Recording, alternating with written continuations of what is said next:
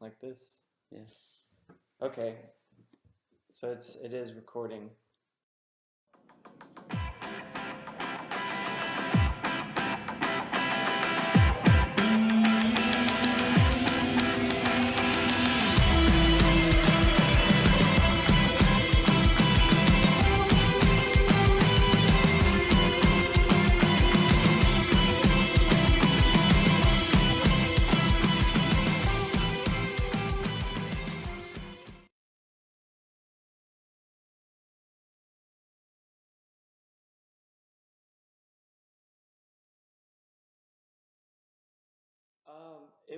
It was awesome.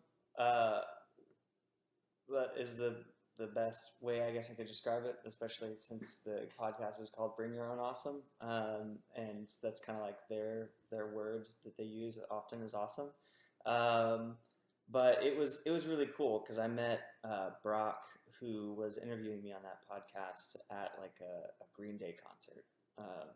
Forever ago. Yeah, well, so his daughter is a fan of our music, and she discovered us at a show that we played with Mariana's Trench, and then I ended up running into them at a Green Day concert, and then he invited me to this group that Dan runs, and then they started doing this podcast, and it just kind of all fell into place from there, and then they ended up wanting to use our music for the podcast and stuff as well, and so it was really cool.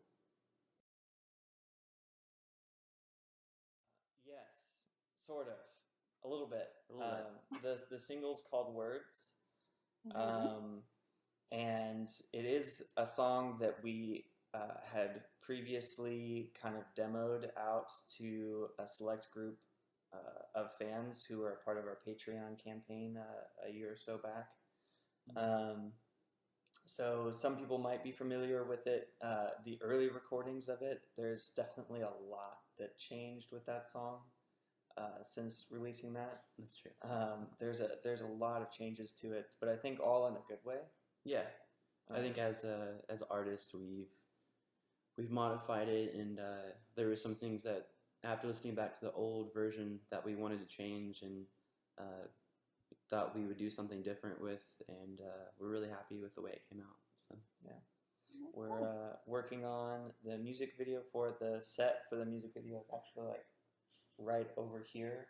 You can't see it off screen though, but it's not quite finished. But we're getting real close to getting to film it, and yeah, that's I don't know what else I can say about it. Other than that.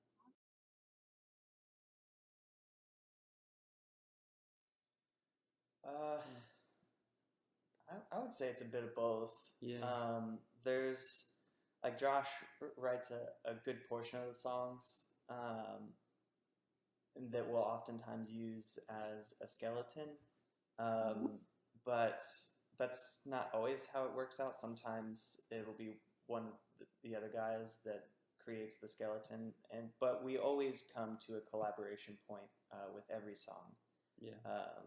Even if someone had originally created most of the song already, or if they had created it to completion as they could as a single individual, we'll always come back as a group and say, hey, what do you guys feel about this, and kind of tweak it or change it around. So it's a bit of both. That's the usual method. There have been times like for our last single, Runaway, where it came from a jam session. We're just jamming, all of a sudden one of us comes up with the riff, and then we kind of just vibe off each other until eventually it turns into a skeleton. And then once we have that, I get the phone recording, take it in, and like, all right, how can we produce this and make this unique and change it up a little bit? So yeah, that's how Runaway was written. That's how Just a Little was written. Jam. Yeah. Jam session. That and Waiting, I think, right? Waiting was written that way too. Yeah, I don't remember. Waiting And was Animals. a puzzle piece of different things. Yeah. It has okay, so the way that I like writing, at least like my skeleton stuff, is like I'll have tons of separate melodies, tons of progressions, and sometimes they'll be in different keys, but I can modify it. I can transpose it to a certain key, and they'll fit together. So I'll take pieces like a puzzle piece here of this one song, taking the puzzle piece of this song, and then if they're the same tempo, of course, I'll blend them together and see how they fit. If it doesn't fit, then I'll just throw it back in another folder. But I'll keep trying different things, because sometimes in order to make a great song, the whole song needs to have, like, at least in my mind, every part of that song needs to be catchy, and that's why I like using a puzzle piece method. Yeah, basically, we'll create all sorts of different melodies at different times. Just like you'll work on a song and you'll either get stuck, or you'll be kind of done with it and you're not really sure what to do with it next, and so you move on to the next one, and so on and so on and so on, and then you kind of start to have this library of kind of unfinished. And as you go to write songs, you're like remembering what's in your library, and you're like, oh, that might actually really fit well here in this song. It varies, honestly. Sometimes, like, for actually this, well, I'm not going to mention it here, but Well, you could say for words. for words. Like words taking a long time. Words taking a long time. I remember making the skeleton of that and showing the guys, but it was completely different. Different vibes, and now it has a more like natural live feel to it almost. But that one took quite a while because of, as artists, sometimes you aren't happy with the finished product, or like you always want to go change something. You don't want to be too quick to release it, because once you release that song, it's out there. Like there's no going back to it. Once it's like in the public, we had the opportunity to test out some new songs through a website called Patreon, like Jeremy said earlier, to some of our fans that subscribe to our channel or our page, and that was a cool thing that we did, because we got to test out the songs as artists, and them being demos, whatnot. We got a chance to go back and modify it and change it for the best. So. Yeah, Words has taken, I'd say, months to get it to where it is today, and but songs like and Runaway was kind of like that, where it took a really long time. Mm-hmm. But then there's other songs like Just a Little that was written really quickly, and I think even Bury the Hatchet was written fairly quickly. Yeah, that was really quick. From start to finish. But it varies. It could be a day, it could be months. I think there was the first Cabin in the Woods thing that we did was a writing session for like a whole weekend, and in that time we got together and we wrote, I don't know how many songs, but it was quite a bit, as far as like the skeletons and what we wanted in the song, and or in the songs, and that's always a unique writing time for us, because that's like everyone's focus is all in, and even then, some of those songs we go back and listen to it, and it's like, oh man, what were you thinking, or like why did we make that, So it is, yeah, it still varies, honestly. Yeah, I would say that with any band, even the biggest bands, you always, as artists individually, like everyone has their own concept of the song, or what they're hearing inside their brain. And so when you have 5 guys or 4 guys in a band who are visioning a certain sound or a certain like order of the song, there's going to be some conflict sometimes, or always for the better, like it's just meeting in the middle a lot of the times. And that's just majority of our writing. And we have a pretty good system where we all kind of just vote, since there's 4 of us in the group, so it ends up working out. I think we're really fortunate that writing is like the easiest thing about our band, and that I think everybody like really trusts each other. Yeah. For the direction of the song, and even if one person doesn't feel like that's the direction they personally wanted to bring it at the time, whenever the song comes to completion, everyone's happy with it.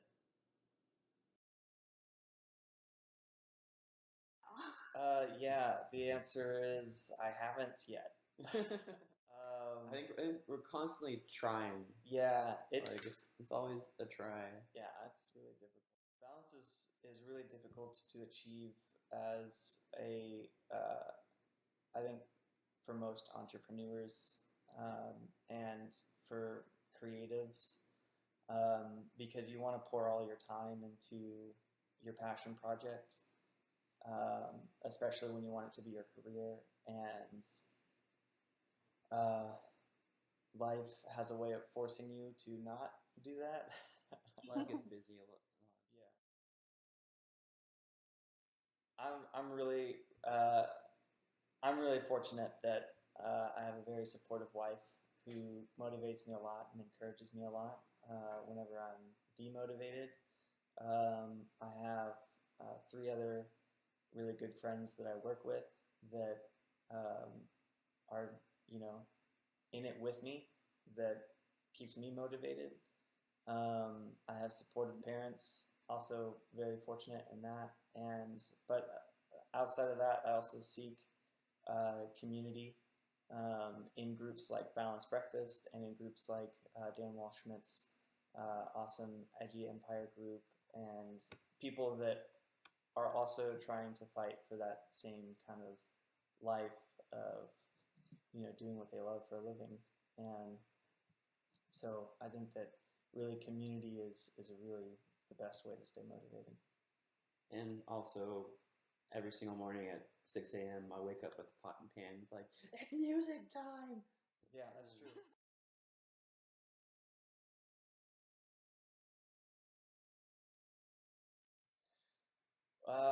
Well, well, we wanted to release words as kind of like an in between uh, for what we do and for the next release.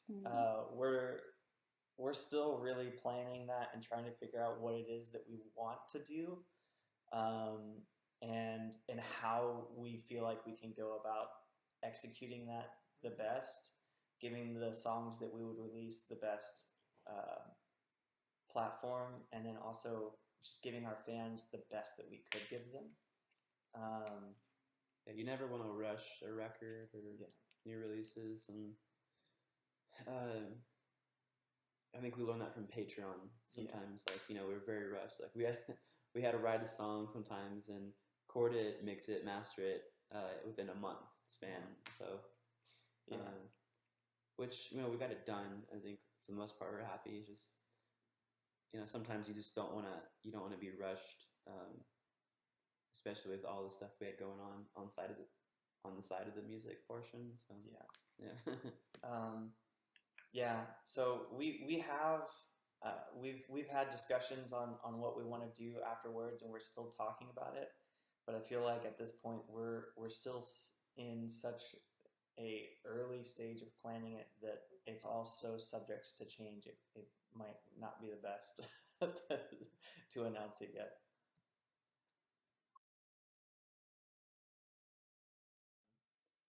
I'd say it's very important. Like I feel like I've noticed the importance of preparation for releases more and more each time as we get further in our career. Um, just because like once you release a song out, like I said earlier, it's like it's out there, so you can't like take it off Spotify, redo it, because then there's not as much push and value to that song anymore because it's already been out into the ears of the public.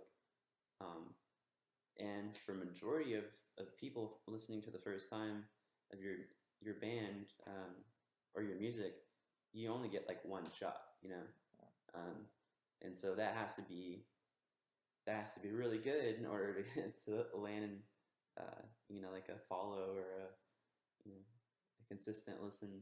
So um, I'd say it's very important. Maybe you think about you could think about it in terms of like Netflix shows that are really popular.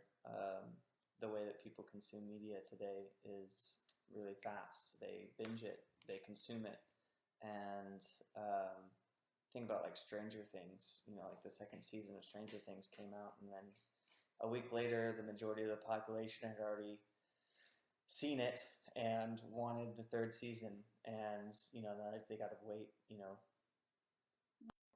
years before another season of Stranger Things comes out, and so, but it's planning to make it the best product as possible takes a lot of time, but also planning to help it grow and become a blossoming project after its release is a scramble too, because that people are going to consume it really fast and then want more. So you can only spend so much time promoting a new record and going and trying to seek new avenues to get it out there, and campaigns and all that kind of stuff, before your fans are kind of ready for you to move on and release something new or do something new. So preparation is really important. Easily Chandler Bing. Ross, because he has a pet monkey, and he can play the keyboard. Not very good, but he can play it. Yeah, I feel like I identify with Chandler's humor the best. I pretty much am Chandler Bing. Legend has it that no one knows.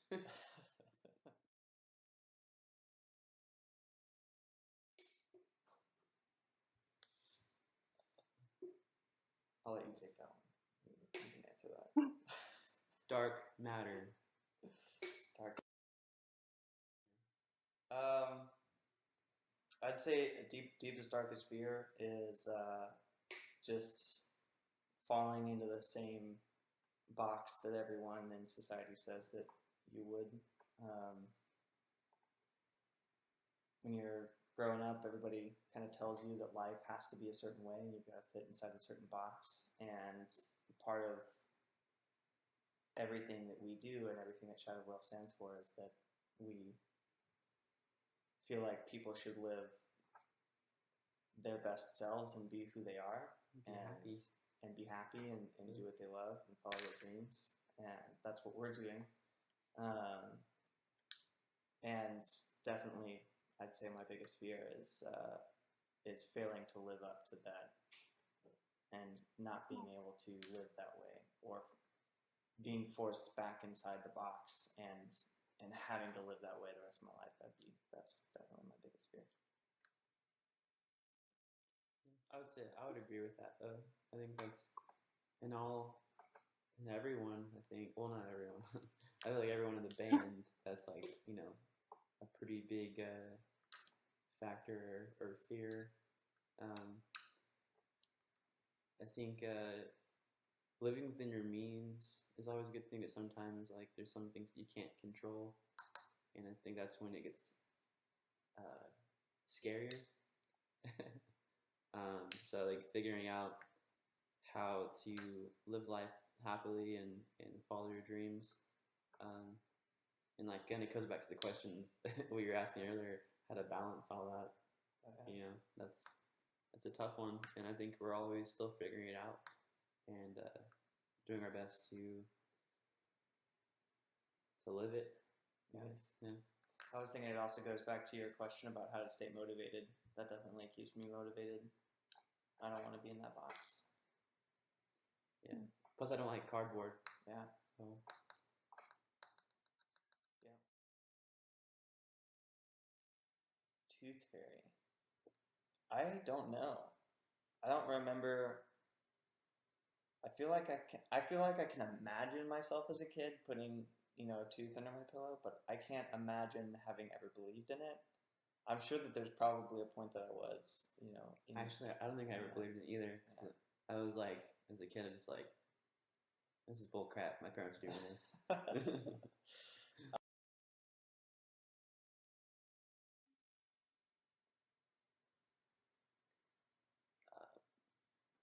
I don't have a hobby outside of music. You have Skyrim. I like Skyrim. Skateboarding. it wasn't really a hobby. I never really do them like every once in a. I do go on like eventually I do like gaming like outfits, I guess. Mm-hmm. So I'll just like sit there and like game. But that usually makes me kind of depressed after a while. Because then I feel like I'm not making music, and that's why I get that way. Yeah. If I'm not creating, like my wife will tell you, like I'll just get very like mopey or like very anxious or feel like I'm not doing anything with my life type. I don't know.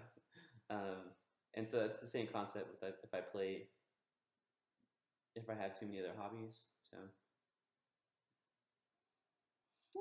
Um, um, when I was this is usually the random facts that I go for, and especially in those like group games where like everyone has to like get to know each other, and they make you play that game where it's like you write down two truths and a lie, and I'll usually write this one down because most people wouldn't believe it if it was written down. um, but when I was a baby, I had surgery because my stomach tube wouldn't open, um, and so I have like this really big scar on my stomach. It's from a condition called pyloric stenosis. yeah, say like with what we believe in, like we want to encourage you and say give it your all, give it your best. Try not to be in a box, live a happy life and to that.